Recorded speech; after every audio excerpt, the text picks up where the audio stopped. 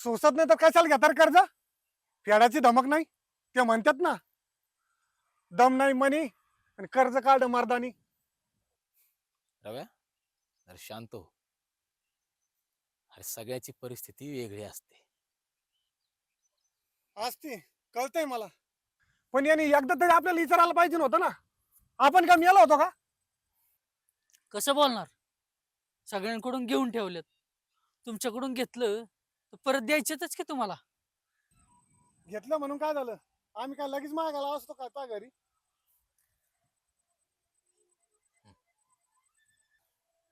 आता सगळं सोड आणि माझ्याकडे लक्ष दे.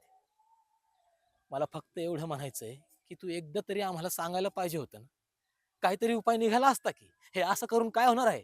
काही नाही. काय करू मी? काय दुसरा उपायच उरला नव्हता माझ्याकडं मेल्याशिवाय.